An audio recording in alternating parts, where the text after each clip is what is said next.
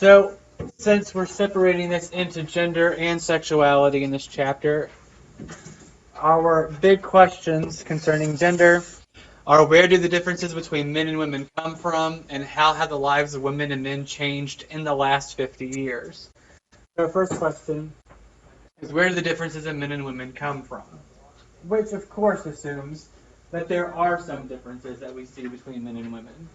And when we talk about differences, we're not talking about the obvious differences, because I'm not teaching that kind of class of the differences between the winky and the hoo-hoo diddly and all that sort of stuff. We're talking about behavioral differences. So let's start talking about some of these things. We do see some differences between the genders, including the way the genders dress, the activities they engage in, and what they say they want. But there are some other things that we constantly hear about. And a lot of that stuff is stuff that was raised in our videos the other day. The idea that women are more emotional, that women take longer to get ready, and all that sort of stuff. And a lot of that we kind of categorize under differences that are exaggerated. Your book uses a specific example to illustrate this, and they talk about the idea that women don't do math as well.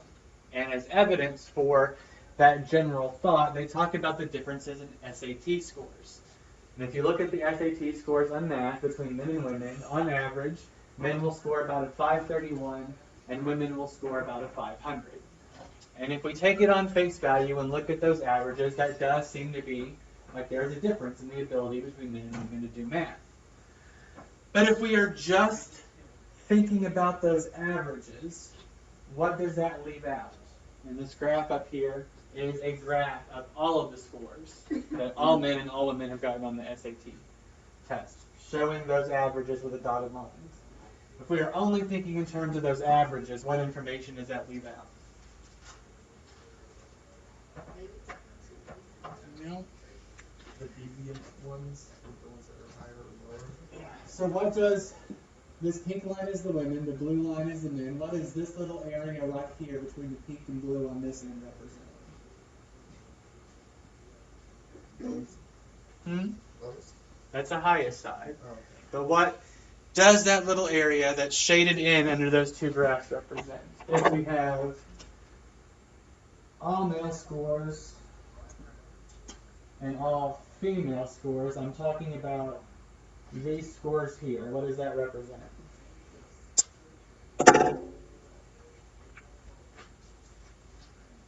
Where one overlapping graph is higher than the other. What does that represent?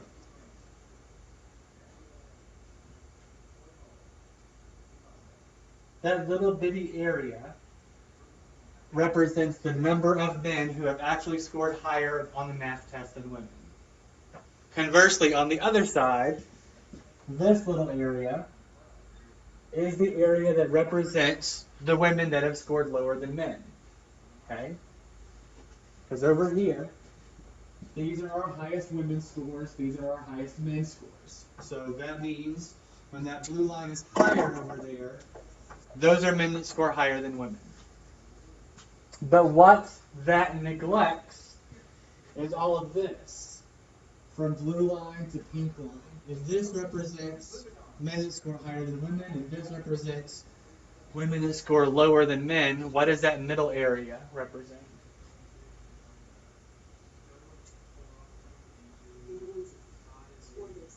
Yes, that's our area of overlap, where men and women are scoring the exact same scores. If I randomly plucked a score out of there, I'd have a 50-50 chance of it either being a male or a female that got that score.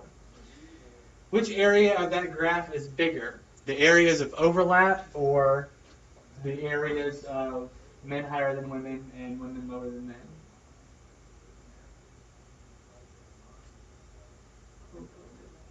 The overlap is bigger. It's much bigger. It's like 90% to the other 10. So it's the idea that when we hear about these differences, it's usually these extremes that we're focusing on. Because we can easily latch onto them. We can probably pull a couple of examples of women who are really, really emotional and men that aren't that emotional. But when we do that, we're ignoring the probably much, much larger percentage of the population where men and women express pretty much the exact same amounts of emotion. We're focusing on the extremes instead of the overlaps. Okay?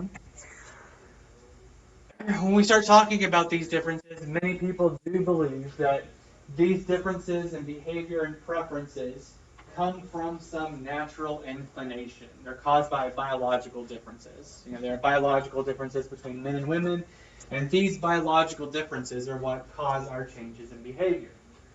There is some evidence for this, but I say some with great emphasis, because when we are talking about the influence of biology in this area, at most we can say that it creates a tendency towards certain things. And one example is testosterone. Testosterone does exist in men in greater abundance than it does in women. And what behaviorally has testosterone been linked towards? Aggression. Yeah. So the idea, or the fact, that men have more testosterone in their systems than women lends some credence to the theory that, by and large, on average, men tend to be a little bit more aggressive than women, and we can trace that back to the hormone. Again, these are tendencies. Just because someone has a lot of testosterone doesn't necessarily mean that they're going to be aggressive, or that without a lot of testosterone, you're not going to be aggressive. They are just general tendencies. But the idea is, even when we're just talking about these general tendencies, we cannot neglect the impact of the social environment, because the social environment is a very, very powerful and influential force that does largely dictate our behavior in a lot of situations. The social environment is so important that in some cases, extreme sudden changes in the social environment can actually have a biological impact to the point of changing those hormone levels that we were just talking about. So in theory, even some of those tendencies that we can trace to biology can be impacted by the environment. So this leads us to talk about the social construction of gender. This is the same idea when we were talking about race as a social construct. It is the entire system of social pressures and processes that create and sustain gender differences and gender inequality. So when we're talking about these social processes and social institutions, we're talking about things like our schools, our churches, our corporations, or governments that either treat us differently because we are male or female, that teach us things one way versus another based on if we're male or female, or set policies that impact males and females differently. Anytime we are setting up a situation where we treat people differently or teach them differently based on gender, the idea is that we are perpetuating the idea that there is a huge difference between the genders. And it is this social system that creates these differences and sustains them. Your book brings in the term of patriarchy, which is a gender system in which men have more power than women in politics, economy, and the family. So this is the idea where men are all powerful, they make the decisions in all of the social institutions, including the family.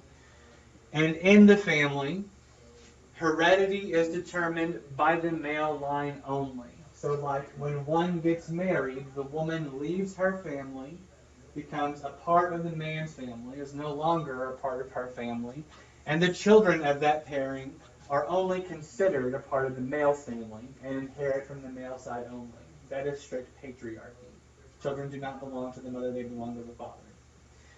Your book doesn't give you the opposite term, so I went ahead and threw that in there. That is matriarchy. And it probably doesn't mention it because there aren't many matriarchies anymore. In fact, there are not very many matriarchies throughout history either.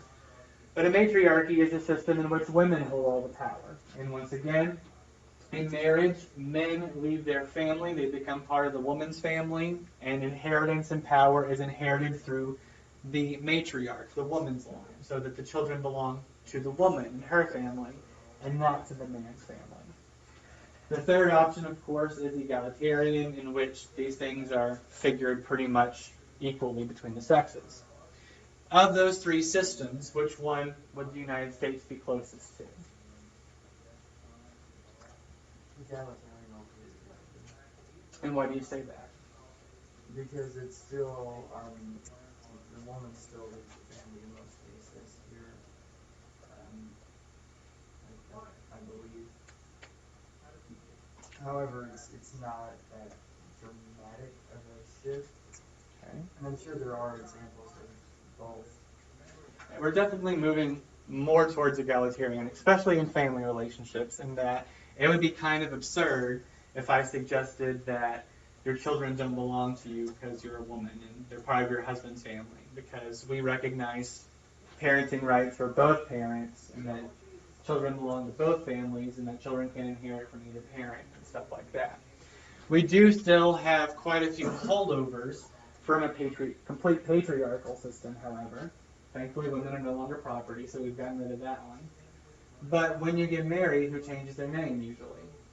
The woman. And that is a holdover from a patriarchal system. The idea that the woman has left her family and become part of her husband's family, so she takes his last name. Okay. So let's get into the idea of gender socialization a little bit more in depth. We've talked about socialization before, but I'll throw out the term again to remind you. And socialization is the process by which we are inoculated into a culture, or we are brought into a culture, and we learn all those norms and rules of that culture or group. And we've talked about the norms and rules before. Specific norms like the norm of engagement, where it's really, really weird if we were in a conversation and it trails off and I just kind of sit here and stare at you for a while. We always kind of have to be engaged in something, either our smartphones or watching something going on, and me just sitting here staring is kind of creepy. The idea of personal space, the fact that when we are talking to someone, we're usually not talking to them right up in their face because that's just wrong, weird, and creepy. These are all norms. But each society has an entire set of norms about gender and gender roles as well that determines what is appropriate for what sex to do. And we pick up these things just like we pick up all those other rules through so-called agencies of socialization. Agencies of socialization are simply the institutions that teach us these things. What do you think the most common agency of socialization is? And it's usually considered the primary socializing agent. Yeah, the immediate family overall. And I've lumped our first two agencies together, parents and peers.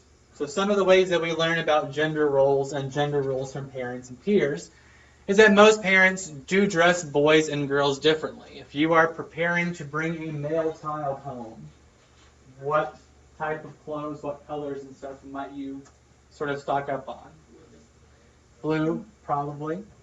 If you're preparing to bring a female child home, what color are you going to be decking that room and wardrobe out in? Pinks, purples, stuff like that, possibly. Yep.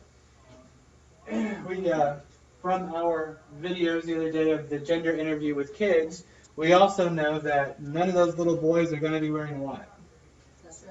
Dresses or skirts, because that's just wrong. You just don't do it according to the 5-year-olds. Of course, the girls also answered, no, the girls can't wear boys' clothes either. But of course, that one's much more common, probably in fact harder to tell in most cases. Parents also tend to have different aspirations for boys and girls, and this is changing slightly. But let's take a moment to discuss social narratives. Social narratives are those overarching stories that we are told throughout our life. They could be a literal story of you're going to do this, then this, then this, then that. But really, when we're talking about social narratives, we're talking about social messaging. It's the idea that we sort of get from our society a guide about how we are supposed to be living our lives, what our goals are supposed to be, and what we're supposed to be working toward. Historically and traditionally, if you have been a male in this country, what does that social narrative tell you that you need to be doing? Why?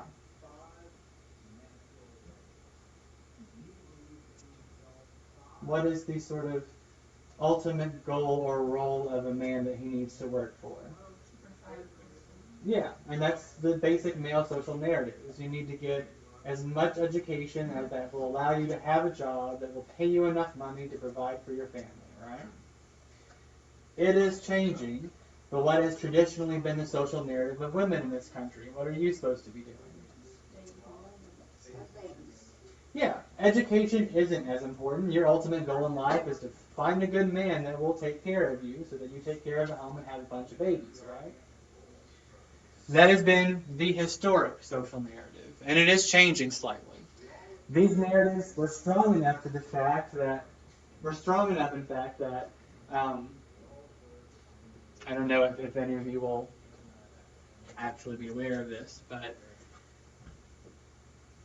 if women didn't reach that goal of being married by a certain age, we had a name for that. I actually made a card game too.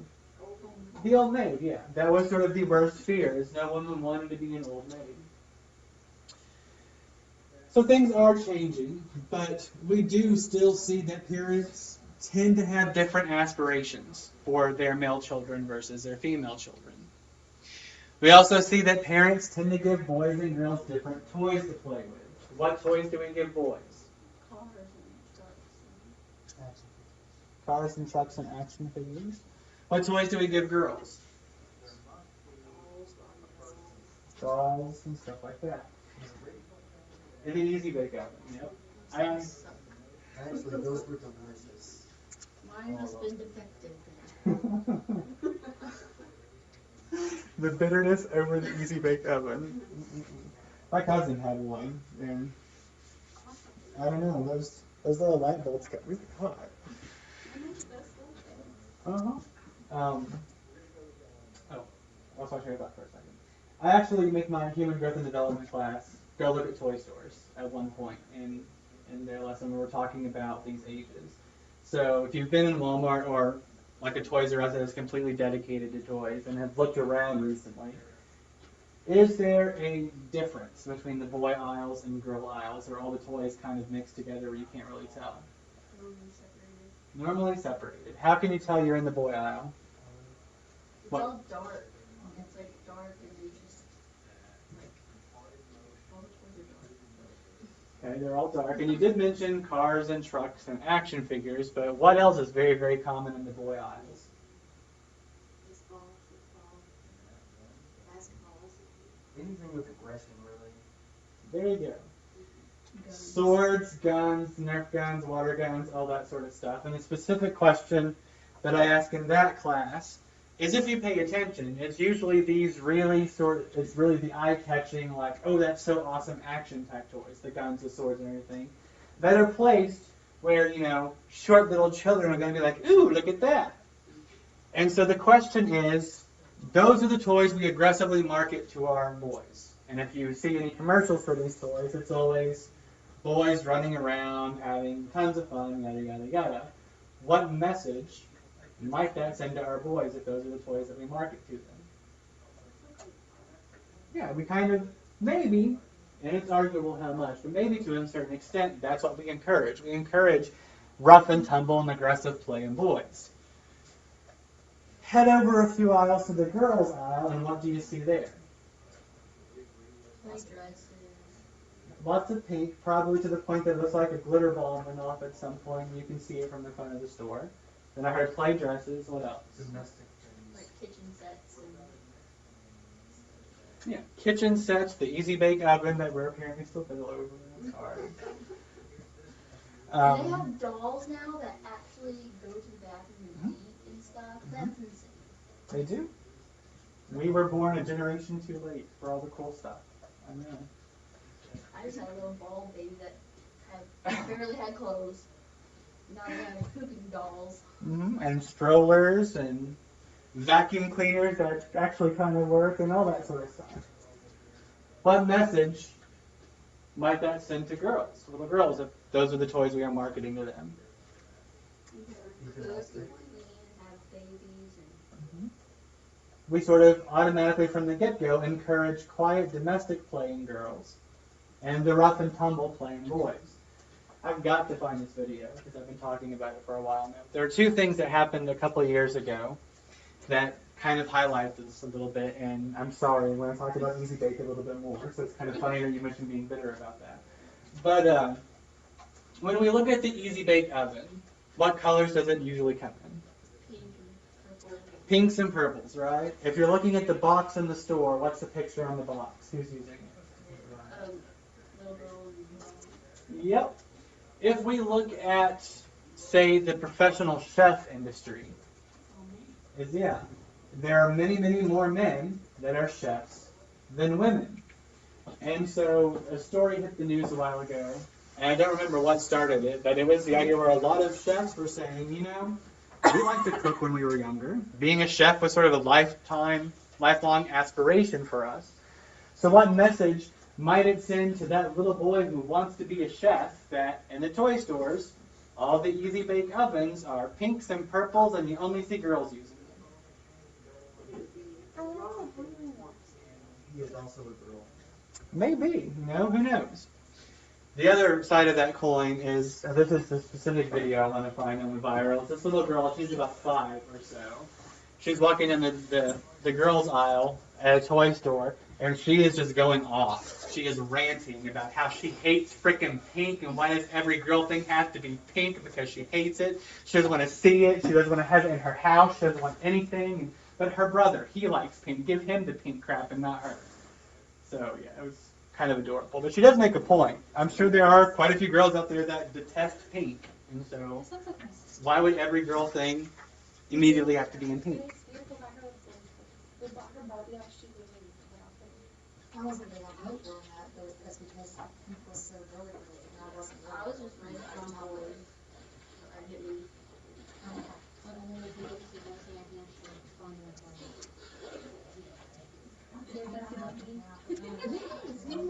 So when we actually run studies on this stuff and look at how parents interact with their children, we do see, on average, that fathers more than mothers are particularly discouraging the boys doing anything that they see as feminine, which again is why I showed you the Too Much Beyonce clip the other day and specifically watched for reactions between the women and men. And male peer groups often ostracize boys that are somewhat feminine. Not that I'm trying to say that everything is happy-go-lucky and easy for girls who are somewhat tomboyish, but especially as time goes on, tomboy behaviors are easier forgiven, it seems, in general, than it is on the other side. Another major area, major agency of socialization is the media. And we talked about this a little bit when we were talking about race and ethnicity. And the example I gave you was Margaret Cho wanting to be an actress and seeing what roles she could have.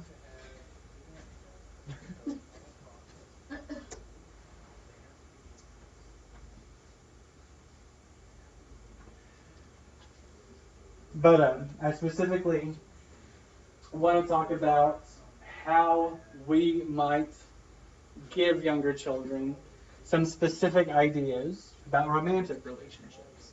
So let's talk about our love interests in movies. The male lead, the guy that's supposed to get the girl in the end. If we were casting for that role, what type of guy might we want to look for to cast? Strong, tall, dark, and handsome. Okay. It kind of covers most of the bases. What age are we looking for? Early 20s to maybe mid, no older than early 30s, depending on the type of movie you're doing. I'm just saying in general, the male love interest.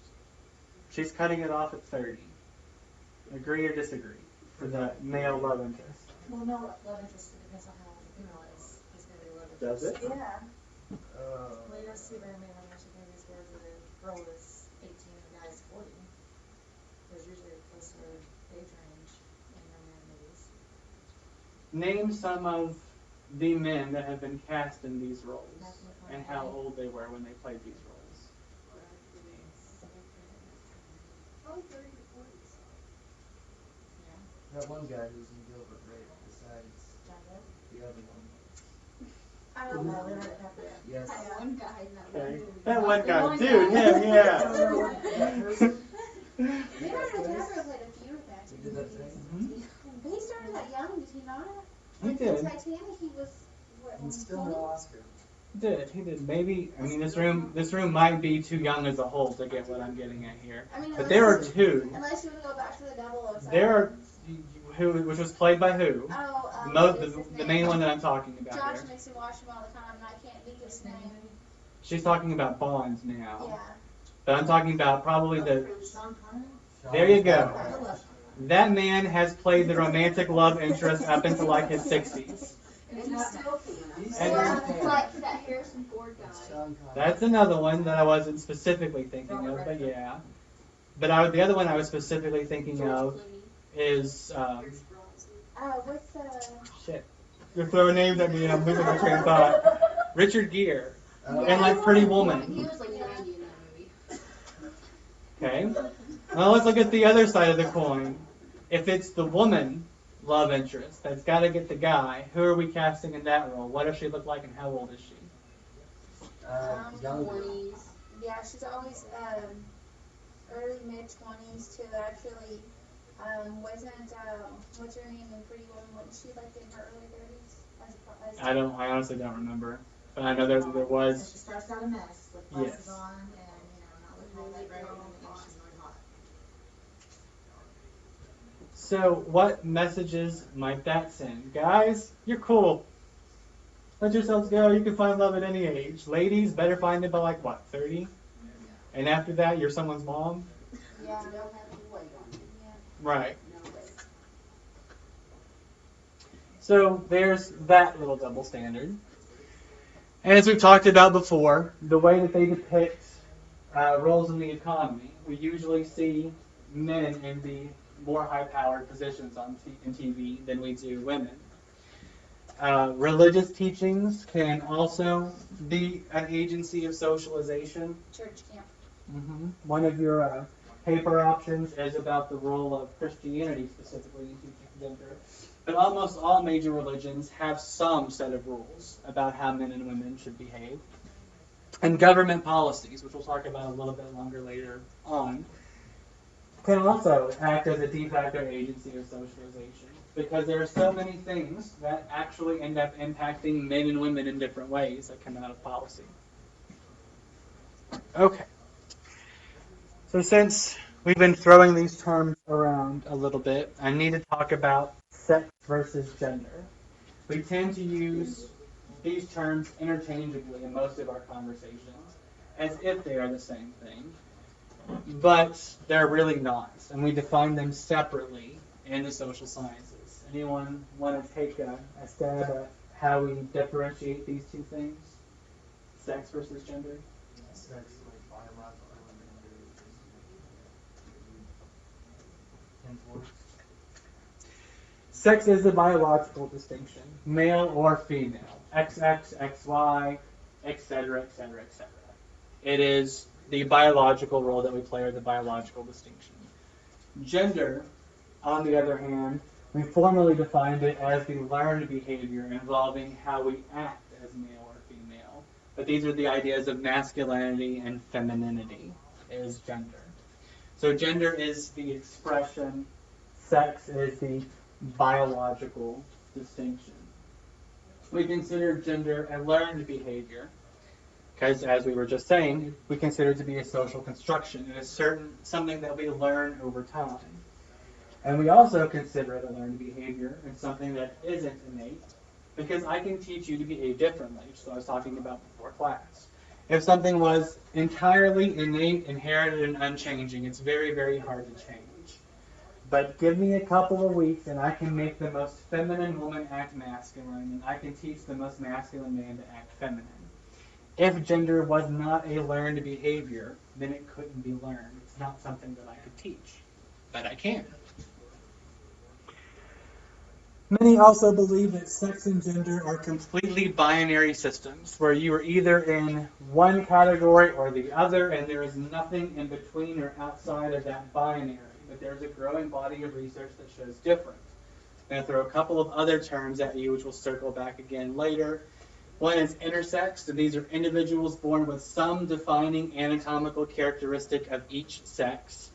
So that's sort of at birth. It's somewhat ambiguous based on external genitalia if the child is male or female. Like a hermaphrodite kind of situation?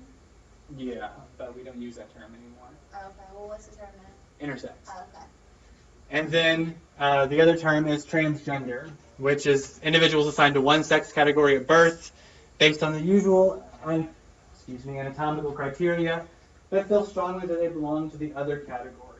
This is also sometimes used as an umbrella term to address a broader group of people that sort of challenge those general gender or sex characteristics by either dressing as the opposite gender or kind of being somewhat in between uh, with no real need to look either male or female. And there's a specific term for that as well. Anyone know what we call that? Someone that sort of rejects the need to either look stereotypically male or stereotypically female. Asexual? That is a term, but that's not the one I'm talking about. It's androgynous. I'm trying to think of. We don't. What was the word? Androgynous. I don't actually have it in the slides. I'm just kind of mentioning it as an aside. But is the rejection of looking either male or female, basically.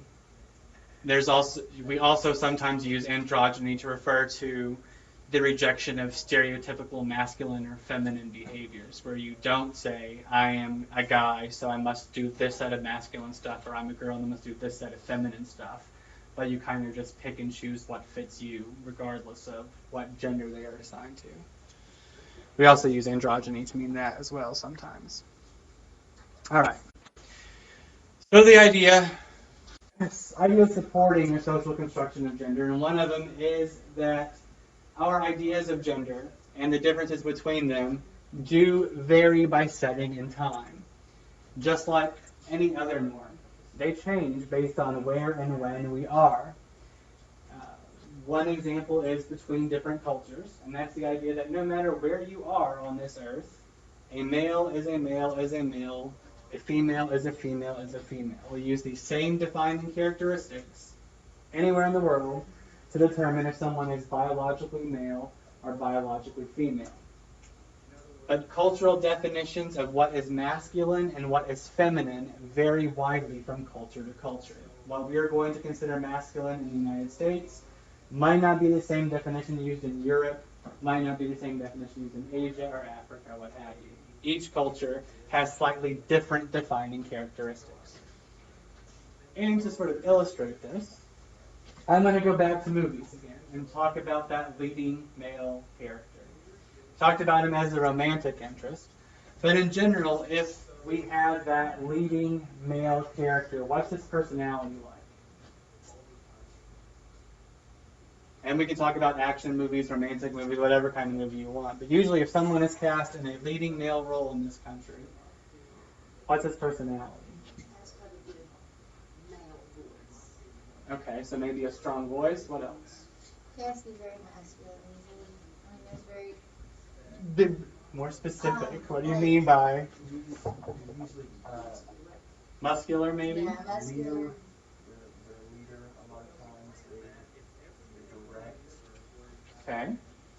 take care of business type of person. They're usually quite successful too. Okay. Usually.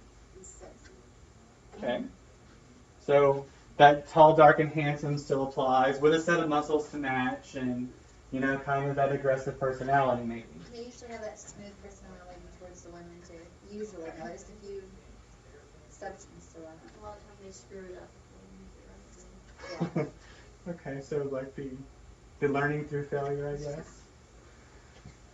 There's a specific concept in Japan that's actually pretty popular, and I would argue to a certain extent is starting to filter into our media a little bit. But it's a concept known as Bishonen. Anyone know what I'm talking about when I mentioned Bishonen? So like a senpai kind of thing? Senpai is basically anyone who is older or more respected. Bishonen. Loosely translated, it's the pretty boy. And it's actually a very, very common thread in Japan, quite a few Asian cultures. But they are the leading masculine characters in a lot of the stories. They are typically very, very attractive, though, hence the monkey or the pretty boy. But their masculine identity doesn't come from being, sort of the muscle-bound, aggressive type necessarily that we see so much. They might come from a very respectable family, It might be very charismatic, very popular, very smart, even. Successful. Yeah. Potentially, yeah. And so it's a slightly different definition of masculinity. And again, I would argue that that is kind of maybe somewhat filtering into our media too. And this is the example I always use. And usually the younger the room, the more they hate me for it. But the example that I always use is I would make the argument that Justin Bieber got as popular as he did simply because he was pretty. So. Yeah. And then, there's sparkly vampires and all that stuff that I mentioned before, too. But the... Usher probably had a lot to do with it too. Huh? Usher probably had a lot to do with it too. Well, there's that, but yeah. Yeah, Justin Bieber, I get really hear girls talk about is how hot that he is, and all this. And I've never really heard anyone just say, oh yeah, he's got great music. He's just, oh yeah, he's so hot and look how he dresses. Like you're Right. But seriously, he's pretty. You put a wig on. Actually, someone actually did do this. There's an article I found somewhere that someone said, isn't it weird how we never see Justin Bieber and who was he dating? Was it Selena? Selena Gomez. Isn't it weird that we never see them in the same room together? And when we do see them together, she always looks slightly differently. And they're like, oh, look at this. If you put a wig on him and some makeup, he looks just like Selena Gomez. They're the same person. And it's actually pretty convincing. It was scary. Like, if you look at the Photoshop manipulation, I was like, okay, I didn't need to see that. Bam. So, the ideas of masculinity and femininity can change between cultures. They also change between different situations within one society. And I'll follow up on this idea in a little bit. But research has shown that if we let people know that we are watching them, women tend to act more stereotypically feminine. Guys tend to act more stereotypically masculine if they know that they are being watched. And that actually kind of has some serious implications because when we're in a society interacting with people, even one-on-one, when do we not feel that we're being watched? We probably feel that we're being watched almost all the time. So the idea is that if we're in situations where we feel we might be judged based on our masculine or feminine characteristics, we tend to overemphasize those characteristics. And the idea that gender arrangements have changed over time. Again, as we mentioned a little bit before, women can't work now. They're no longer property, things like that. That has shifted.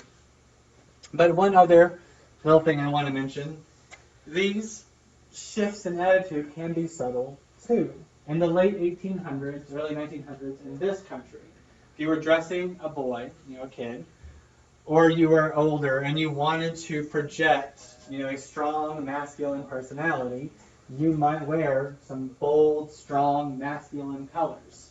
Anyone know what the most masculine color to wear as a guy was back then? I heard it was like a pink color, wasn't it? It was pink.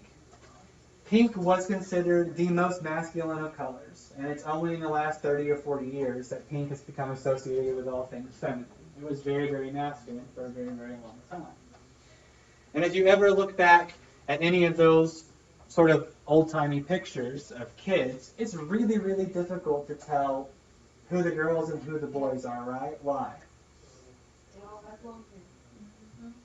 That's potentially one. That's what I was going for, but they dress similar, and then when they went. They're all wearing dresses. Yes, when they all went to bed or in the evening time, they all were wearing nightgowns. Yeah, there was no real distinction in a lot of kids' fashion back then. You see a lot of little boys in dresses because all kids' clothes were the same.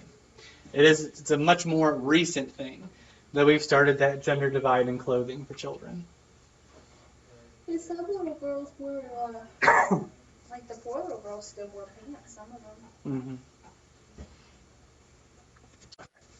Just like with everything else that we've been talking about, we'll briefly talk about the impact of stereotypes. We've defined stereotypes before. It's the belief about groups that are often broadly applied and exaggerated. And to talk about this, I'm going to revisit that SAT example from the top of class. The idea that we have a 531 for men on the SAT and a 500 for women, and so women are poorer at math than men. We do see that difference in scores, the 500 versus the 531. But when we look at high school math classes, women score higher than men on average. Women have higher math scores in high school math classes than men do. but we see the exact opposite on the SAT. Why might we potentially see this trend? Test anxiety? So women just kind of suck at taking tests in general? It could be like the race stereotype that we studied, where like a Chinese person would feel like, oh, I have to be really good at this because I'm Chinese. Exactly. It's the question of, yeah, it's a question of maybe exposure to the stereotype causes that exact behavior.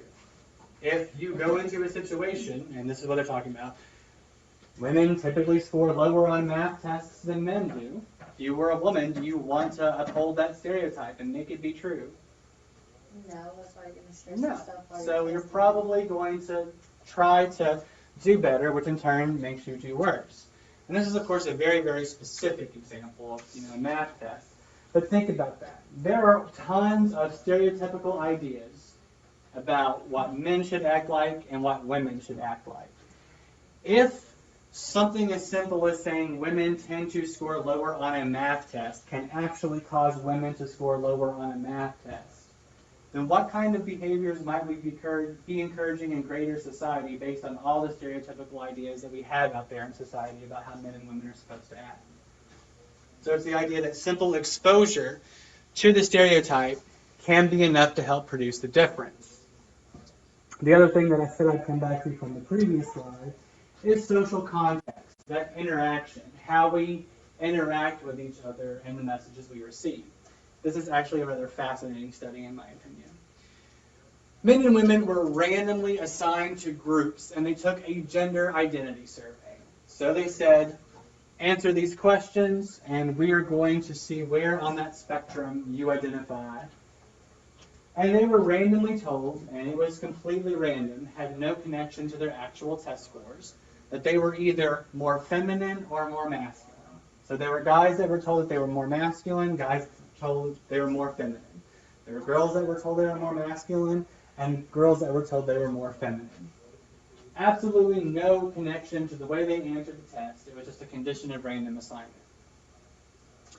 What we saw is that men who were told that they were more feminine, when we give them follow-up questionnaires, on average, they showed more support for war, more negative attitudes toward gays, more interests in SUVs, and persisted a longer time at a strength test on a follow-up measure. So guys that were told they were more feminine tried to be much more masculine than the guys that were told that they were masculine. Women's attitudes on the second survey showed no change as a result of what they were told. So women kind of went, whatever. Men were like, feminine? I'll show you feminine. And overcompensated by becoming much more masculine on follow-up measures. And so that's kind of entertaining when you think about it. The idea of how we interact and change based on what we perceive. All right. Any overall questions about any of that stuff? About the differences between men and women? And how we think a lot of it is socially caused instead of anywhere in biology. Okay.